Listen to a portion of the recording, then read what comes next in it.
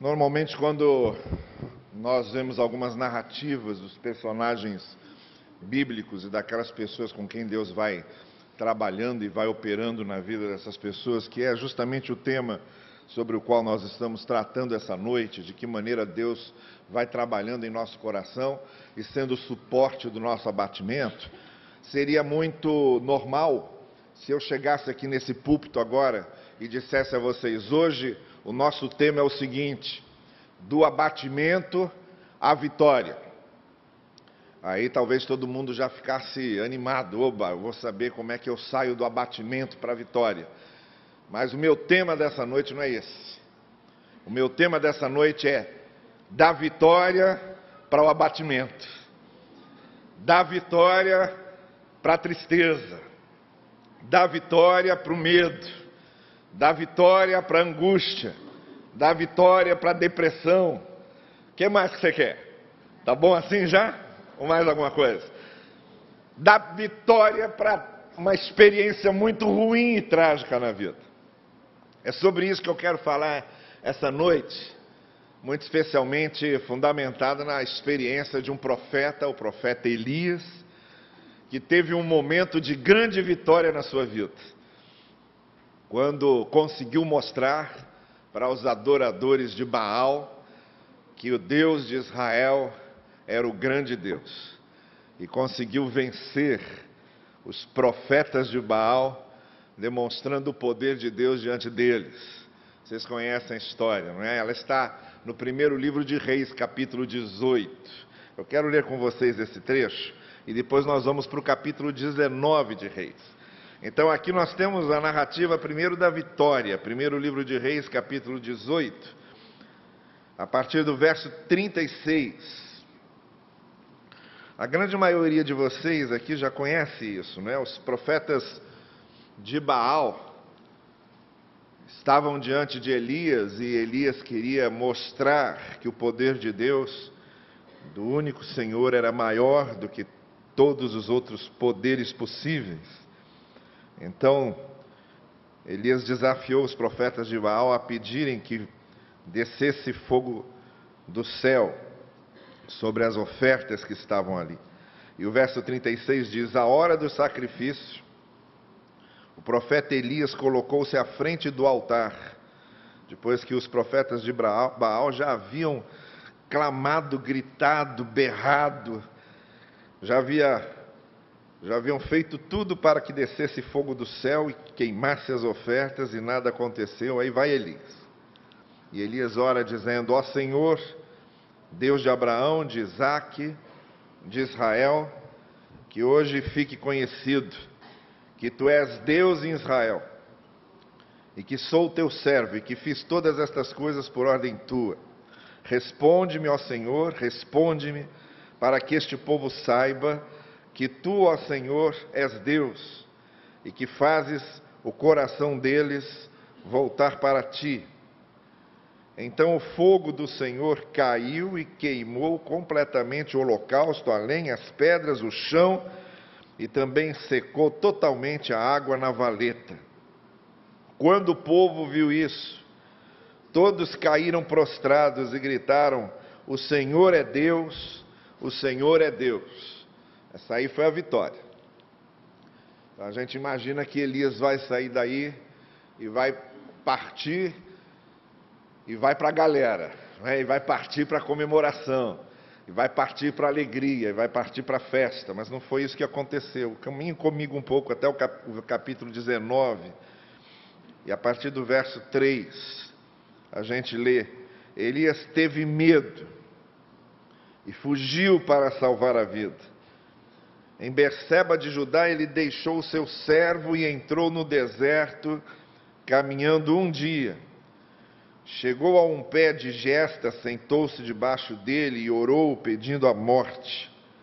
Já tive o bastante, Senhor, tira a minha vida, não sou melhor do que os meus antepassados. Depois se deitou debaixo da árvore e dormiu. De repente um anjo tocou nele e disse: levante-se e coma, Elias.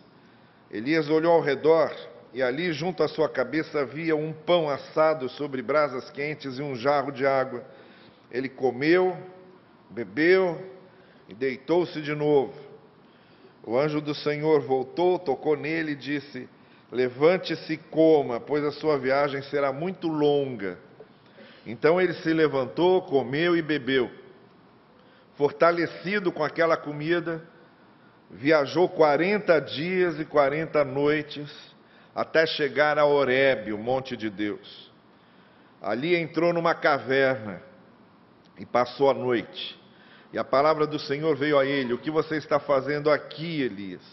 Ele respondeu: tenho sido muito zeloso pelo Senhor, o Deus dos exércitos. Os israelitas rejeitaram a tua aliança, quebraram os teus altares, mataram teus profetas à espada.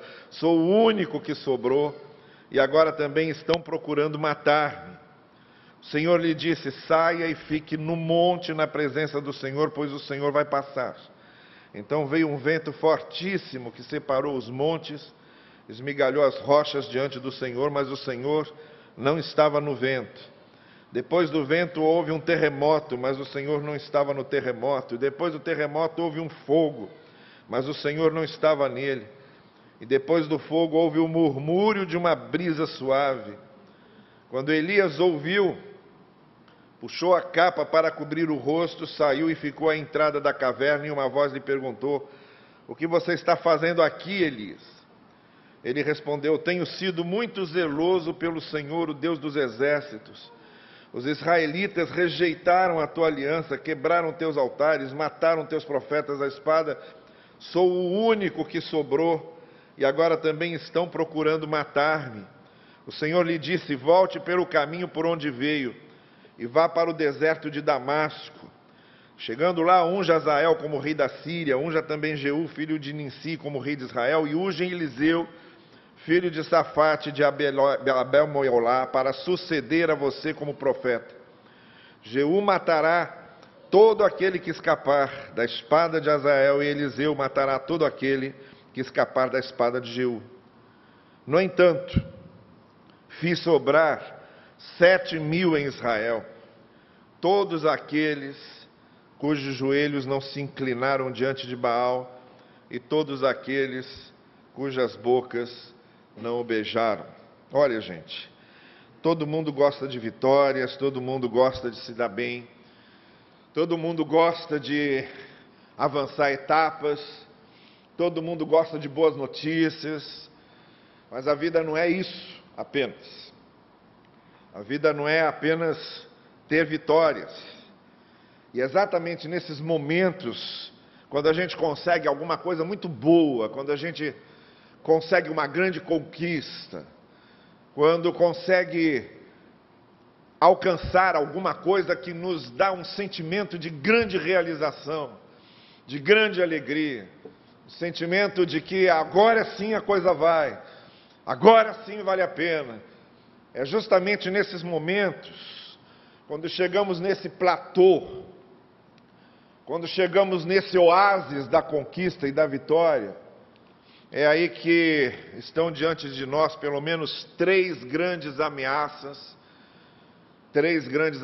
que estiveram diante de Elias, e que é o seguinte: quando a gente tem uma grande vitória na vida, a gente tende a achar que estamos resguardados de outras frustrações e de outros fracassos. Quando a gente consegue uma grande coisa, a gente acha que agora não vamos mais saber o que é perder. Agora a vida vai ser só vitória. Se eu conseguir isso é porque eu sou capaz. E isso aqui agora é o sinal de que eu vou ter só grandes conquistas na vida. E essa é a primeira grande ameaça para a gente, quando a gente chega num estágio da vida em que parece que está tudo certo, em que parece que está tudo conquistado, em que parece que está tudo alcançado, é a gente achar que porque chegou ali, não vai ter mais nenhuma derrota, não vai ter nenhuma outra adversidade, não vai ter nenhum outro problema, e a gente está redondamente enganado, porque uma vitória alcançada, uma conquista alcançada, não é garantia de que não teremos outras derrotas e outros fracassos. A segunda ameaça que acontece quando a gente chega num momento de grande vitória e de grande conquista, é que a gente sofre a tentação de nos acomodarmos ali, nos refugiarmos naquele lugar gostoso da vitória e da conquista. A gente consegue alguma coisa e aí a gente fica ali, achando que aquilo é o melhor que a gente podia chegar.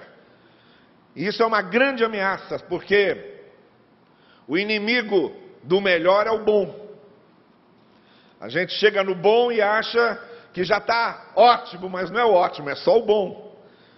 Ou então a gente chega no ótimo e a gente acha que já está excelente, mas não está excelente, está só ótimo.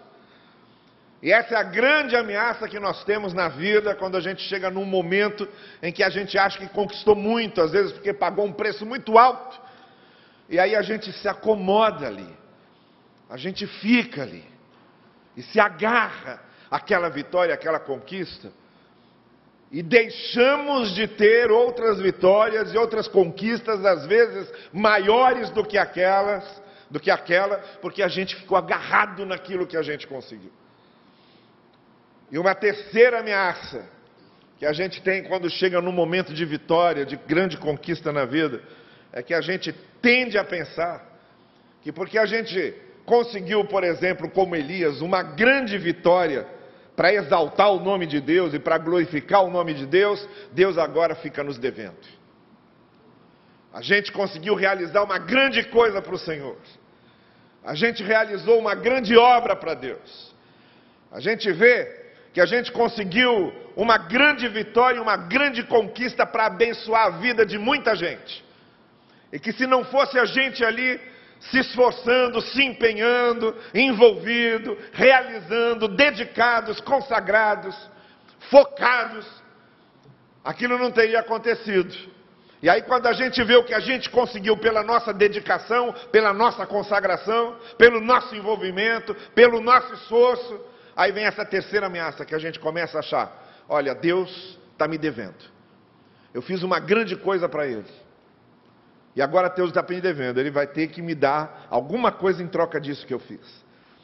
Eu não vou ter, durante muito tempo, problema na vida, porque afinal de contas eu contribuí, fiz uma coisa muito boa, abençoei um monte de gente, exaltei o nome de Deus, e agora eu tenho certeza que nada de mal vai me atingir, porque Deus está me devendo. E por gratidão a mim, Deus vai me proteger.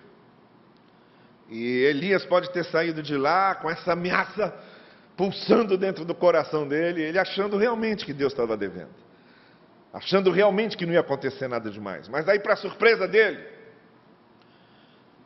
Jezabel, a esposa do rei Acabe, que era uma adoradora de Baal, resolveu se vingar.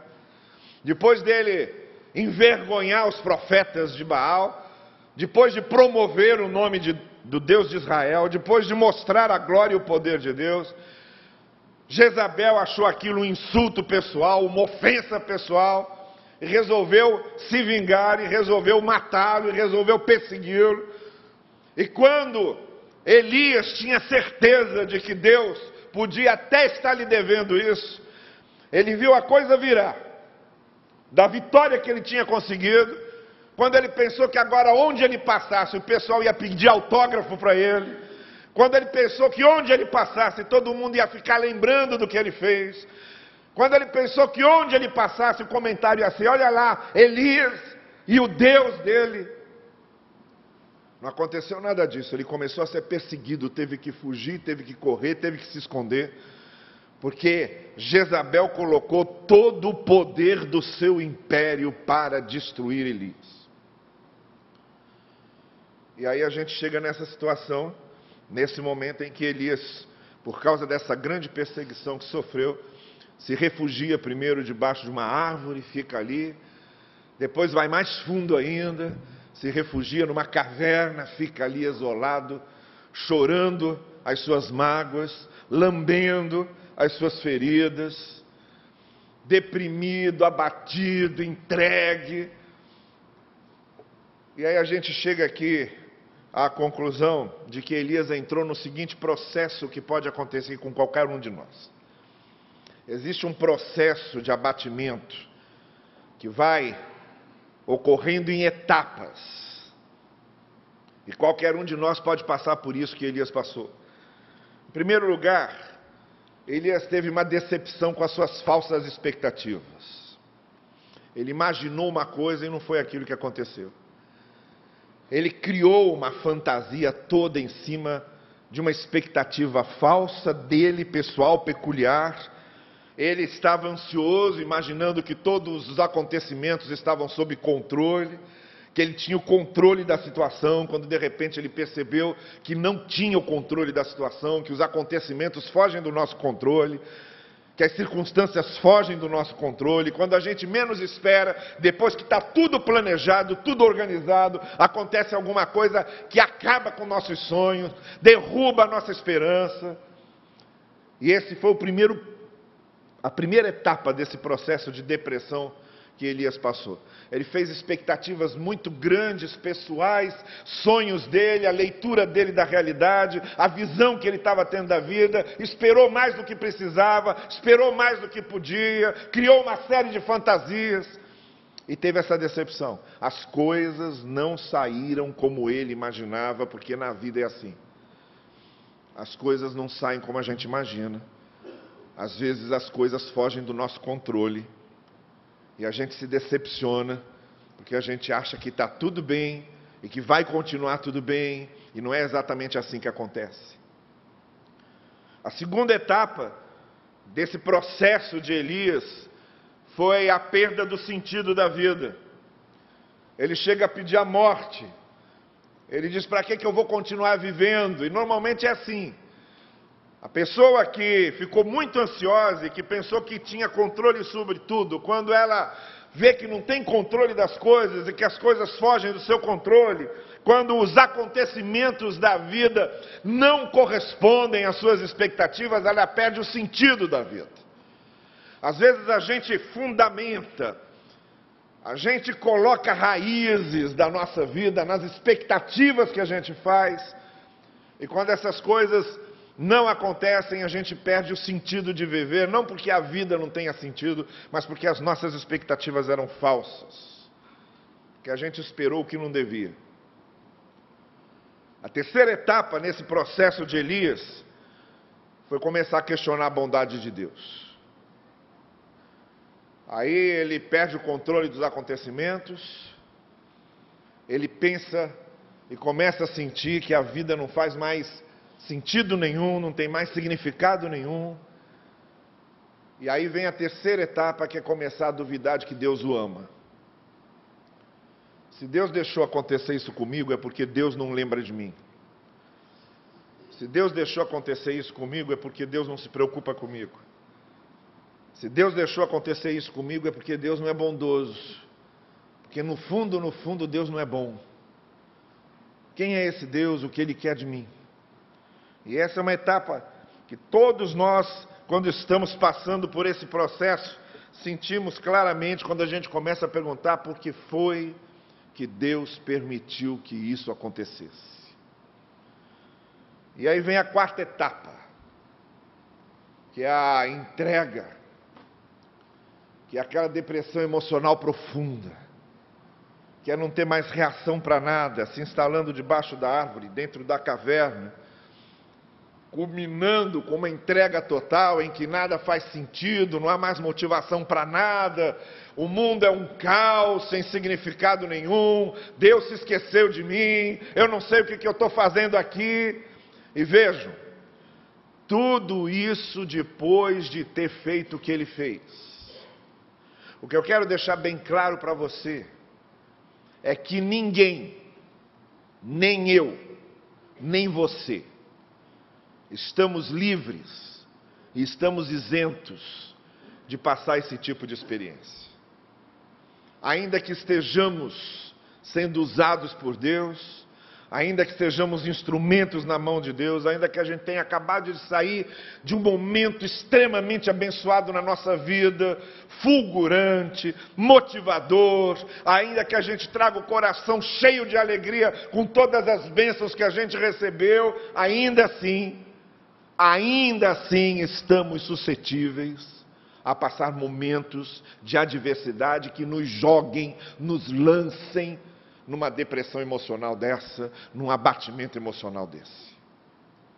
E é aí que vem exatamente o que eu quero falar com vocês essa noite.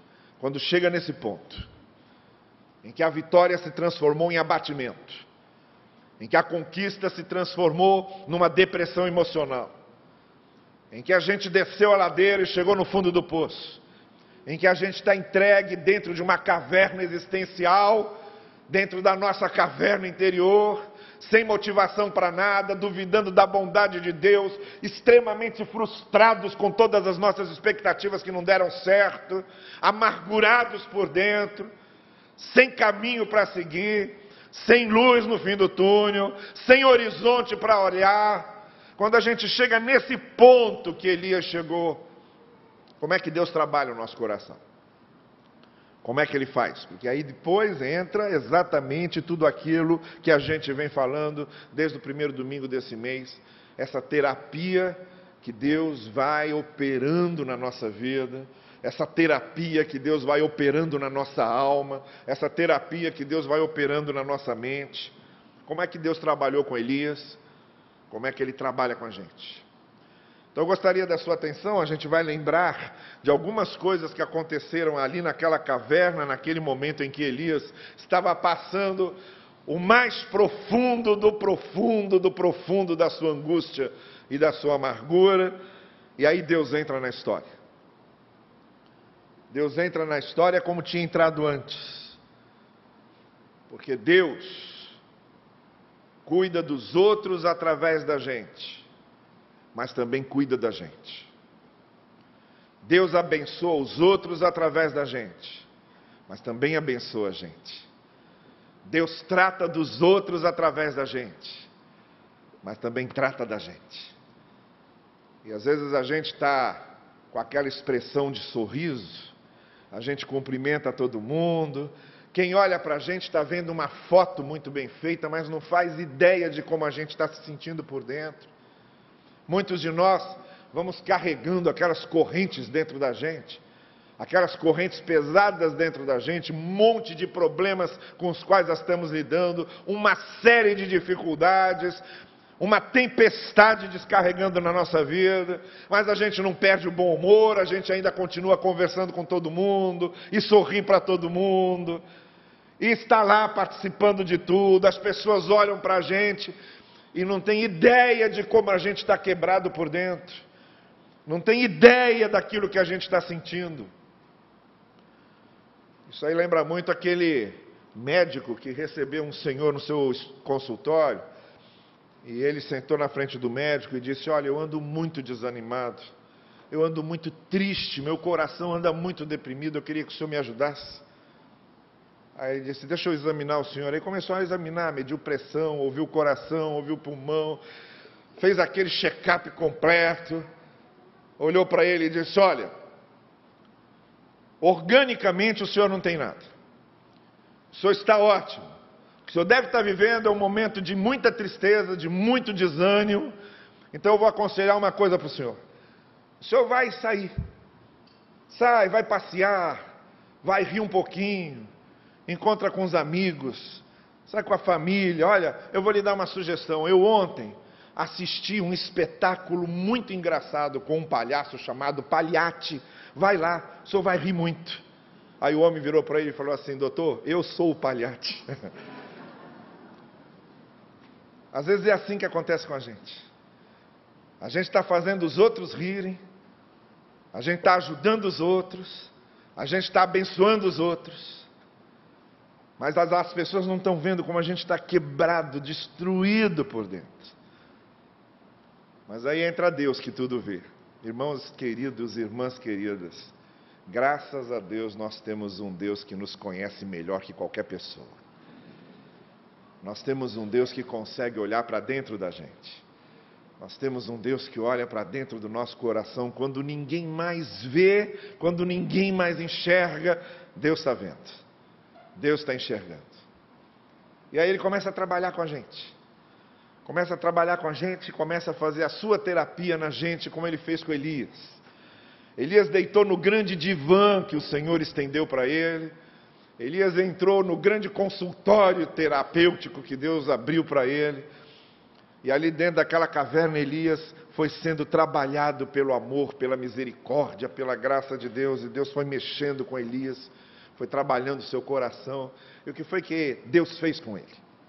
De que maneira Deus foi operando no coração de Elias? A primeira coisa que a gente percebe aqui, quando a gente lê a experiência de Elias na caverna, é que Deus cedeu espaço para que Elias expusesse seus sentimentos.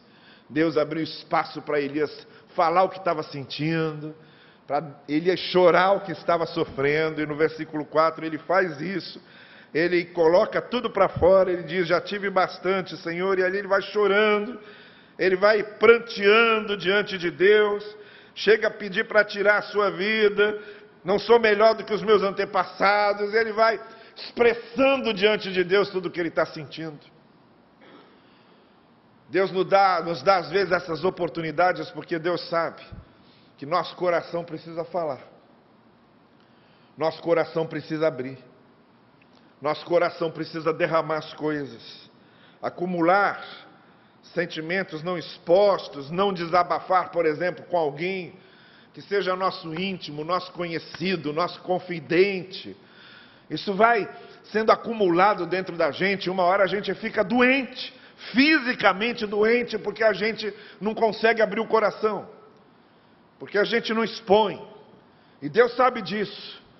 Deus sabe que a gente precisa falar, porque quando a gente fala, ocorre um tipo de um processo de exorcismo, em que esses sentimentos, todos misturados dentro da gente, à medida em que a gente vai dando a figura da palavra para eles, à medida em que a gente vai falando, a gente vai dando um encadeamento racional e lógico para isso que a gente vai sentindo, que está tudo bagunçado dentro da gente em termos de sentimentos, vai tomando forma de palavra, de expressões, e aí vai se tornando alguma coisa concreta. Por isso que o Senhor Jesus Cristo dizia para os demônios que ele expulsava: me diz seu nome. Quando a gente tem uma bagunça dentro da gente, a gente precisa dar nome às coisas. A gente precisa dar nome ao que a gente sente. A gente precisa expor o nosso sentimento a alguém. E aí, à medida que a gente vai expondo e vai transformando os nossos sentimentos em palavras, eles vão se tornando concretos. Aí fica mais fácil da gente trabalhar com eles, pegá-los, senti-los, nomeá-los, quantificá-los. E é isso que Deus permitiu a Elias que fizesse. Elias começou a falar. Estava uma bagunça dentro dele, um caos dentro dele. E ele começa a falar, vai expondo, vai dizendo o que ele está sentindo, como isso é bom, como isso é terapêutico, como faz bem falar com alguém a respeito do que a gente está sentindo. Às vezes a gente não precisa nem que a pessoa diga nada, a gente só quer falar. As pessoas às vezes ficam com medo quando a gente começa a falar, porque elas acham que porque a gente está falando certas coisas para elas, elas são obrigadas a dar uma solução para a gente. E não. Grande parte das vezes em que nós queremos falar, a gente quer só falar. E às vezes quando ninguém nem tem nada para dizer para a gente, só o fato da gente ter falado, aí as pessoas se assustam, a gente diz assim: olha, muito obrigado, você me ajudou muito. Aí você: mas eu não fiz nada. Você me ouviu. Você me ouviu, você já me ajudou muito. Porque todos nós temos a necessidade intrínseca dentro de nós de falarmos e de expor o que sentimos. E quando a gente fala e expõe o que a gente sente, a gente vai dando forma àquilo e fica mais fácil trabalhar, dá uma ordem naquilo e fica mais fácil trabalhar com o que a gente está sentindo. Por isso a primeira coisa que Deus fez foi isso: deixa Elias falar. Deus não interrompeu, Deus não corrigiu, Deus não disse que absurdo, Deus não chamou de heresia, Deus não chamou de incredulidade. A maior maldade que a gente pode cometer com uma pessoa quando está numa situação dessa é a gente chegar para a pessoa e dizer: ué, você não tem fé? Como é que uma pessoa de fé fica deprimida? Como é que uma pessoa de fé fica angustiada desse jeito? Como é que uma pessoa de fé perde o norte? Eu às vezes fico pensando que o inferno existe para esse tipo de gente que fica cobrando da gente mais do que a gente pode ser. É uma crueldade sem tamanho, quando alguém vem expor o que está sentindo e a gente fica cobrando fé de uma pessoa, quando o que ela está precisando só é ser ouvida. A gente quer passar sermão na pessoa e ela só quer ser ouvida. A gente fica com lições de moral para uma pessoa e ela só quer ser ouvida. E como se não bastasse, a gente fica dando exemplos pessoais da gente. Eu nunca fiquei assim, eu nunca passei por isso, siga meu exemplo. Olha, eu vou dizer uma coisa, tem certas pessoas que não deviam nunca ter nascido. Não deviam nunca ter nascido. Uma vez eu estava fazendo o sepultamento de um rapaz, filho de uma senhora da igreja de Inhaúma, onde eu fui pastor.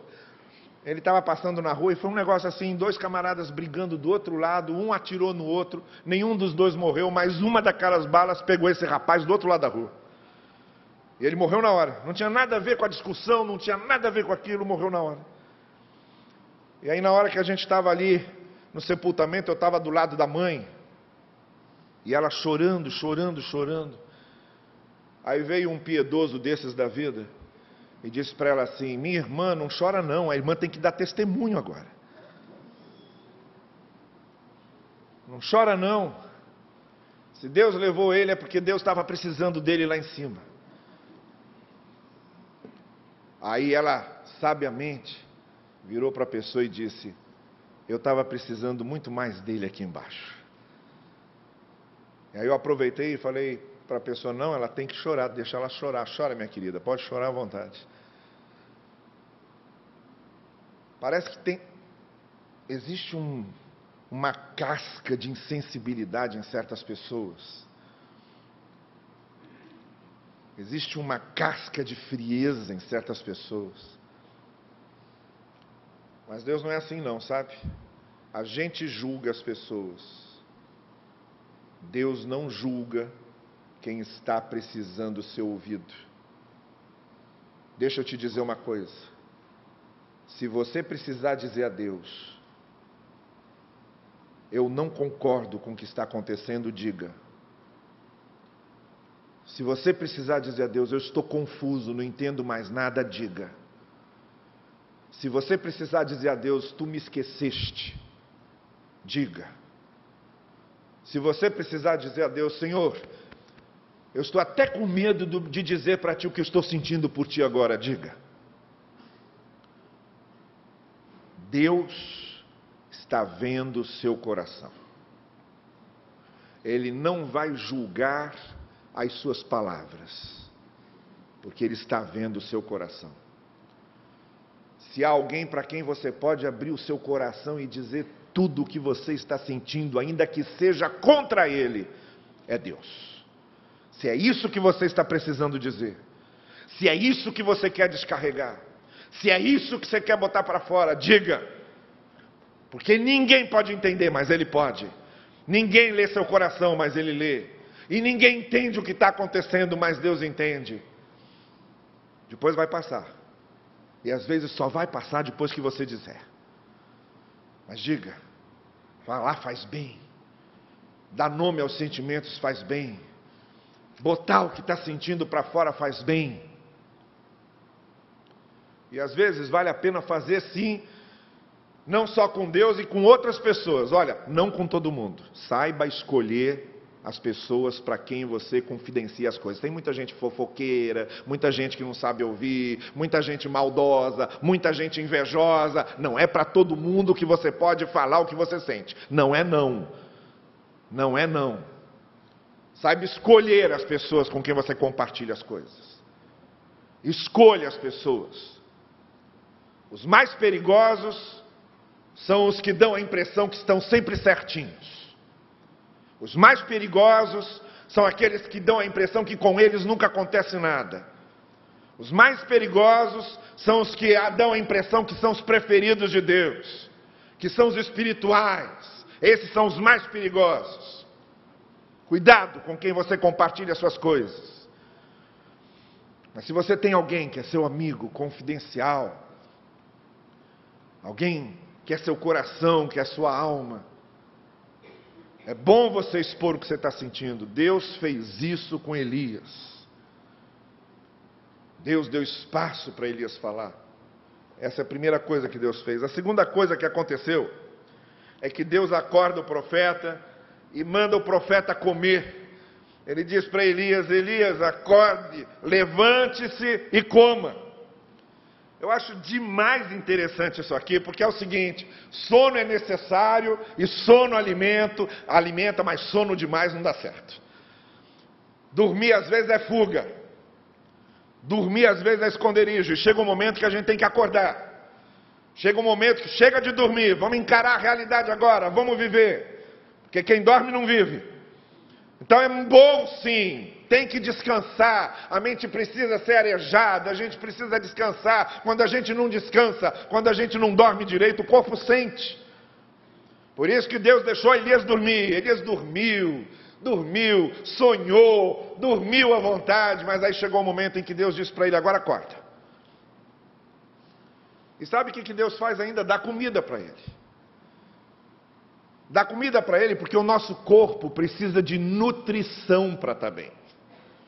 O nosso corpo precisa estar nutrido, alimentado. Já está provado que muitos problemas de esgotamento emocional têm a ver com falta de vitamina no corpo.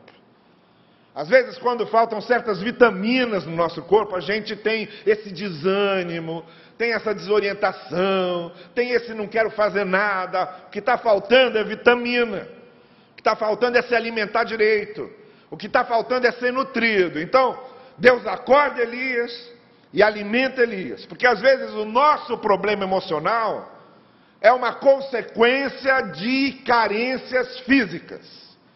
O nosso problema emocional é uma consequência de não cuidarmos da nossa saúde. O nosso problema emocional é uma consequência de não dormirmos direito e não comermos direito. Então, muitas vezes a gente precisa ter muito cuidado como a gente trata da nossa saúde, como a gente trata do nosso corpo. E aí, Deus, sabendo disso, ele vai e acorda Elias e diz: Elias, agora chega de dormir. O sono é bom quando descansa, mas o sono não é bom quando é fuga. A gente está na vida para viver. A gente está na vida para lutar. Então vamos embora. Vamos encarar a realidade. E coma. Não saia daqui sem comer. Coma e vá se nutrir. Sabe por quê? Porque você vai caminhar agora. A caminhada é longa. Então coma. A terceira coisa que Deus vai fazer. A terceira coisa que Deus faz para tirar Elias de dentro daquela caverna é que ele dá ao profeta um choque de realidade. E aí ele diz ao profeta: olha, você vai comer porque a caminhada é longa, até onde você vai andar muito. E ele andou realmente, ele andou 40 dias e 40 noites. Mas Deus às vezes nos dá esse choque de realidade. Quando Deus nos mostra, principalmente, que a vida é feita de processos e não exatamente de atos. Na maior parte das vezes, o que acontece na nossa vida é o resultado de processos, de caminhadas longas. O dilúvio durou 40 dias e 40 noites para começar um mundo novo. Cristo ficou 40 dias e 40 noites sem comer para poder vencer a tentação. Então vejam que Deus vai trabalhando na nossa vida através de processos. Não é uma questão de fazer e pronto. Como se fosse uma feiticeira, como se fosse um mago, essas histórias que a gente vê na televisão, estala um dedo e acontece. Não, quando Deus vai trabalhando na nossa vida, grande parte das coisas que Deus vai fazendo em nós, fazem parte de um processo de mudanças. E Deus não esconde isso da gente, Ele diz: a caminhada é longa, tem que ter boa vontade, tem que ter persistência, tem que ter corpo nutrido, tem que ter mente descansada, tem que ter motivação. 40 dias e 40 noites, vamos lá, porque é um processo. É um processo com várias etapas que vai acontecendo na vida. Às vezes a gente quer, sim, a gente tem essa ilusão de que a coisa pode se realizar de uma forma mágica. A gente acha que de um dia para o outro vai acontecer. Por isso que tem tanta gente que fica jogando na Mega Sena, porque acredita que de uma hora para outra pode acordar milionário. E é muito bom acordar milionário sem precisar trabalhar, não é? É muito bom ganhar dinheiro sem precisar trabalhar. Todo mundo quer isso. Todo mundo sonha com isso. Mas na vida a gente colhe o que a gente planta. Na vida tem que estar disposto a plantar e ao processo de toda a plantação para ter a colheita. E é assim que Deus vai trabalhando com a gente. E aí quando a gente está dentro da caverna e assim desse jeito, abatido, Deus mostra para a gente que é preciso passar por um processo, é preciso passar por etapas. As coisas às vezes não se resolvem no estalar de dedos. As coisas às vezes demora para ser resolvidas. E Deus nos abre os olhos para isso. Em que Ele diz, olha, não tem mágica. Não tem mágica. É um processo, é uma caminhada, vamos lá. Vamos caminhar. Essa é a questão. Deus quer tirar a gente da caverna e fazer a gente caminhar. Deus quer tirar a gente daquela etapa e fazer a gente caminhar. O negócio é começar a caminhar. O negócio é começar a andar. O negócio é começar a tomar iniciativa, é ir. É assim que Deus vai trabalhando com a gente. Isso é um processo. O processo tem que começar. Então, esse banho de realidade, essa visão realista da vida, ela é muito útil para a gente. Principalmente quando nós estamos nesse momento em que a gente está precisando ter essa visão realista de como as coisas acontecem. Porque foram nossas expectativas ilusórias que às vezes nos levaram para dentro de uma caverna. Então vamos sair de lá com uma visão realista das coisas. A quarta coisa que Deus faz com Elias é que Deus mostra a Elias que nenhum lugar é suficientemente longe para a gente fugir da vida. Então, quando Deus chega, Elias está debaixo de uma árvore, Deus manda ele sair de lá. Depois Deus chega de novo e Elias está dentro de uma caverna. Deus manda ele sair de lá. E Deus mostra para Elias que não tem nenhum lugar tão longe para onde a gente possa fugir da vida. A vida está aí para ser vivida. E aí ele diz a Elias a mesma coisa. Se levantou, comeu, bebeu, viajou 40 dias, 40 noites, chegou no monte de Deus, ali entrou numa caverna, passou a noite, a palavra do Senhor foi: o que você está fazendo aqui? Nós não podemos fugir. Não há lugar tão longe onde a gente possa se esconder da realidade da vida. E sempre, qualquer lugar onde a gente queira se esconder, Deus vai perguntar: o que é que você está fazendo aqui? Porque nós não fomos feitos para nos escondermos. Nós não fomos feitos para fugir. Onde quer que nos escondamos, Deus vai perguntar: o que é que você está fazendo aqui? Ainda, vejam, ainda que seja no monte de Deus. Porque o Monte Horebe era conhecido como o Monte de Deus. E Elias se refugiou no Monte de Deus. Às vezes a gente quer se refugiar para dentro da religião. A gente foge para dentro da igreja. A gente foge para dentro da oração. A gente foge para dentro de uma vida devocional e fica ali escondido, sem querer viver, como se nós fôssemos uns monásticos. E Deus vem e diz: o que é que você está fazendo aqui? Você está usando oração como fuga? Você está usando culto como fuga? Você está usando religião como fuga? Você está usando o monte de Deus como fuga? O que é que você está fazendo aqui? Deus sempre vai perguntar isso, porque nós não fomos feitos para ficar escondidos nem para fugir. Nós fomos feitos para viver e para continuar caminhando. E a quinta coisa que Deus faz com Elias, depois de ir tratando o coração dele, de ir mostrando uma série de coisas para Elias, Deus ainda ajusta a visão de Elias. Quando Deus vai trabalhando o nosso coração, vai trabalhando nossa mente, Ele vai ajustando a nossa visão e a gente vai começando a enxergar melhor. Vocês se lembram daquele cego Em Marcos capítulo 8, Jesus Cristo colocou a mão no cego, ele começou a ver, aí perguntou, você está vendo? Ele disse, eu estou vendo, mas eu estou vendo assim, umas árvores como se fossem homens, uns homens como se fossem árvores, eu não estou definindo direito. Aí Jesus Cristo toca nele de novo, e depois desse segundo toque, a visão dele fica nítida, fica definida, e aí sim, ele começa a enxergar bem. Bom, nesse processo nosso de Deus trabalhando com a gente, Ele também vai ajustando nossa visão. Ele vai dando nitidez à nossa visão. E Deus ajustou a visão de Elias, pelo menos em dois aspectos aqui. Em primeiro lugar, Elias achava que estava sozinho. Ficou chorando, eu sou o único, eu estou sozinho, todos me abandonaram. Esse processo de auto-vitimização de Elias, em que ele se acha a vítima da vida, ele se acha a vítima do mundo. Ele diz, o universo está conspirando contra mim, eu sou um pobre coitado, eu sou um infeliz. Todo mundo é infiel, só eu que sou fiel. Todo mundo está longe de Deus, só eu que quis ficar perto de Deus. Todo mundo está errado, só eu que estou certo. E aí Deus ajusta a visão de Elias para mostrar para ele que ele não era o último fiel do mundo, que ele não era o último que estava com Deus no mundo, que ele não era o último que continuava fiel ao Senhor, que havia outros. Ele diz, olha, tem ainda aí pelo menos mais 7.000 igual a você, que não se dobraram a Baal. Deus quer tirar da gente essa visão de vítima.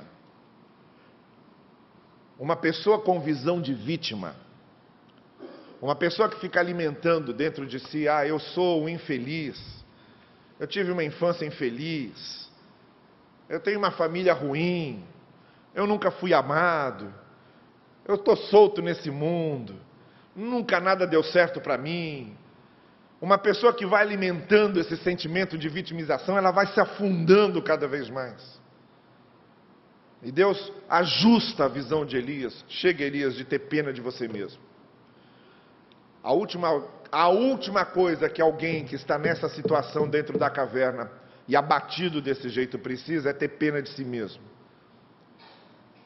E a segunda coisa que Deus faz com Elias, para ajustar a visão de Elias, é mostrar para Elias que Deus não age só nos grandes eventos, nem nos grandes prodígios. Vem um grande fogo, vem um grande terremoto, vem uma grande ventania, e Deus não está lá. Deus não está nem no fogo, Deus não está nem no terremoto, Deus não está nem na ventania. O que aconteceu com Elias foi quando veio uma brisa suave, aí ele ouviu a voz de Deus. Deus ajusta a nossa visão nisso, Ele diz, olha só, não fiquem esperando que eu vá ficar fazendo showzinho para você. Não fiquem esperando que eu vou ficar abrindo o mar vermelho a toda hora. Não fique esperando que eu vou mandar cair maná do céu a toda hora. Não fique esperando que eu vou ressuscitar um Lázaro em cada esquina. Não fique imaginando não que eu vou acalmar toda a tempestade que tem ao redor. Não fica pensando não que eu vou ficar multiplicando pães e peixes a toda hora. Não fica pensando não que eu vou ficar ressuscitando morto por aí. Deus mostrou a Elias que ele está mais no dia a dia, no cotidiano, na vida cotidiana da gente, nas pequenas coisas, no que nos grandes prodígios. E quando a gente está dentro da caverna, se a gente ficar esperando aparecer um exército de anjos para tirar a gente de lá, ou se a gente ficar esperando uma grande visão de Deus para tirar a gente de lá, ou se a gente ficar esperando cair fogo do céu para tirar a gente de lá, a gente pode ficar esperando sentado lá até morrer. Porque Deus nem está no terremoto, nem no fogo, nem na ventania. Deus vem na brisa. Deus vem nos detalhes. Deus vem no dia a dia. Deus vem no cotidiano. É assim que Deus vai se mostrando. É assim que Deus vai trabalhando. É assim que Deus vai fazendo. Mas deixa eu terminar. Você tem aqui um homem que teve uma grande vitória e caiu num grande abatimento. Mas você tem aqui também um homem que foi trabalhado por Deus dentro da caverna, ali, deprimido, angustiado, abatido, e Deus trabalhando com ele, e Deus trabalhando o coração dele. E agora você tem um homem que Deus vira para ele e diz o seguinte: olha aqui, Elias, volte pelo caminho de onde você veio. Retome seu caminho. Retome a sua caminhada. Resgate os valores que você esqueceu. Relembre as coisas que você aprendeu. Reassuma as prioridades verdadeiras da vida. Retome o seu rumo. Retome o seu horizonte. Volte pelo caminho de onde você veio. Lembre-se daquilo que firmou a sua vida. Lembre-se dos fundamentos que foram colocados na sua vida. Lembre-se do que ouviu dos seus pais. Lembre-se do que você aprendeu da palavra de Deus. Resgate essas coisas todas. Volte pelo caminho de onde você veio. Retome a caminhada. Recomece sua vida. Vá caminhando e prossiga. Vá caminhando e persevere. Vá caminhando e permaneça. É isso que Deus diz a Elias. Porque as coisas Deus vai fazendo, cumprindo os seus propósitos e realizando os seus planos na nossa vida enquanto a gente está no caminho, enquanto a gente está na caminhada. Não é parado, não é desistindo, não é fugindo, não é dentro da caverna, não é debaixo da árvore, é caminhando. Deus diz: continue caminhando. Retome a sua caminhada, continue andando e não pare. E à medida em que você recomeçar a andar, e à medida em que você retomar sua caminhada, Deus vai fazendo sua obra, Deus vai trabalhando sua vida, e Deus vai operando as coisas que Ele precisa operar em você, para que você continue vivendo. A vida é assim, vitórias e derrotas, conquistas e frustrações, alegrias e tristezas, bonanças e tempestades, vales e montes. É assim que a gente vai vivendo. E Deus vai continuar dizendo para a gente: o que é que você está fazendo aqui? Saia dessa caverna, volte pelo caminho que você veio, continue andando, porque o sentido e o significado da vida está justamente na caminhada. É na caminhada que Deus vai se revelando e vai trabalhando com a gente.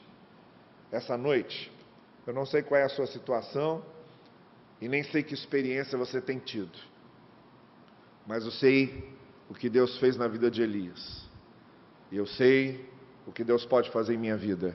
E eu sei o que Deus pode fazer na sua vida. Que Ele nos abençoe e faça isso. Amém. Vamos ficar em pé e vamos cantar.